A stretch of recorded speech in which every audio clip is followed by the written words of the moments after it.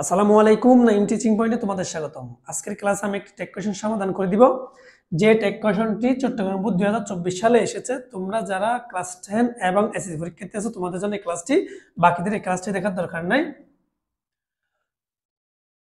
প্রশ্নগুলো আমি একটু পড়তেছি, আমি বোর্ডে তুলে নিলাম, তোমরা অবশ্যই তুলে নাও খাতায়।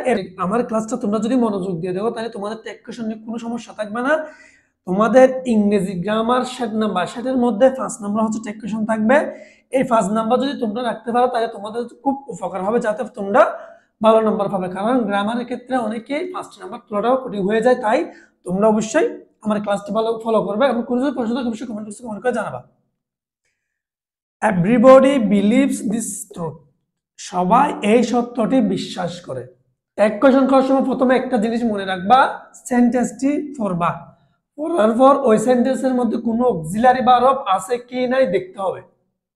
যদি থাকে ওই অক্সিলারি ভার্ব দিয়ে টেক কোয়েশ্চনটা করব, যদি না থাকে তাহলে ওই বাক্যের মধ্যে মেন ভার্বটা আমাদের খুঁজে বের করতে হবে। তাহলে আমরা যদি এখানে সেন্টেন্সটি পড়ি তাহলে এখানে কোনো অক্সিলারি ভার্ব নেই, কিন্তু একটা ভার্ব আছে, বিলিভস।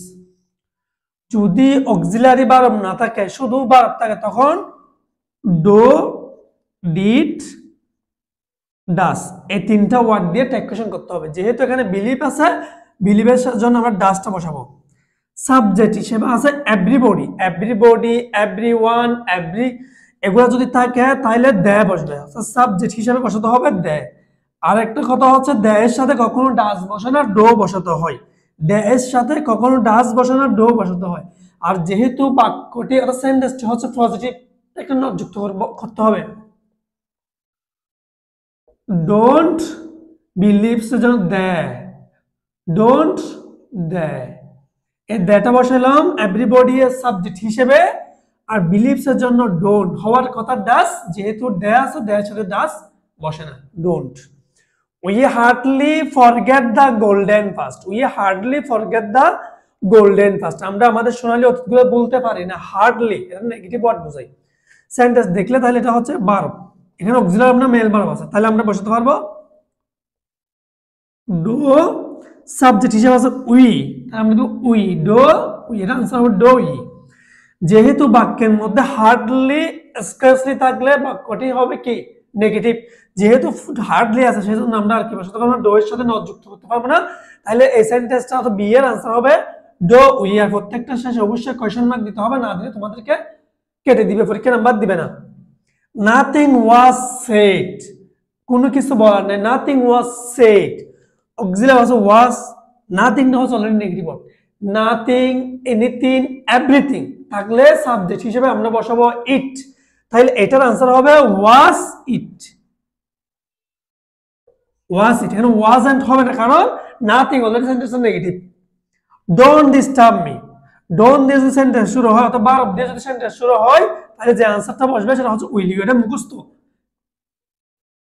Will you. ডোন্ট দিয়ে সেন্টেন্স শুরু হলে will you. Let's be sincere in our life, let's, let's দিয়ে যদি সেন্টেন্স শুরু হয় তাহলে মুখস্থ, কোনো নিয়ম টিম বোঝার দরকার নাই। লেটস দিয়ে সেন্টেন্স শুরু হলে যেটা বসাতে হবে কি শ্যাল উই। লেটস দিয়ে শুরু হলে সেন্টেন্স টেক কোয়েশ্চন হবে শ্যাল উই। ডোন্ট দিয়ে শুরু হলে টেক কোয়েশ্চন হবে উইল ইউ। আর সেন্টেন্স গুলো হচ্ছে রুলস এর মধ্যে, যেমন ওয়াজ, যে ওয়াজটা বসালাম, যেহেতু নাথিং আছে তাই নট যুক্ত করলাম না, নাথিং এর জন্য it. We hardly forget the golden past, we hardly forget the golden past, hardly scarcely দুটো ওয়ার্ড থাকলে তাহলে বাক্যটা হচ্ছে নেগেটিভ। তাই যেহেতু ফরগেট ভার্বের প্রেজেন্ট ফর্ম ডো, সেন্টেন্স হিসেবে উই আছে, উই বসালাম। ভার্ব হিসেবে সাবজেক্ট হিসেবে উই আছে, উই বসালাম। এভরিবডি বিলিভ দিস ট্রুথ, সবাই এই সত্যটি বিশ্বাস করে। এভরিবডি বিলিভস, হওয়ার কথা ডাস, যেহেতু এভরিবডি আছে সাবজেক্ট হিসেবে বসাতে হবে দে, সেহেতু আমাকে ডোন্ট দে, आंसरটা হবে ডোন্ট দে। আশা করি সম্পূর্ণ ক্লাসটি তোমরা বুঝেছো। কোনো প্রশ্ন থাকলে অবশ্যই সবাই কমেন্ট বক্সে কমেন্ট করবা।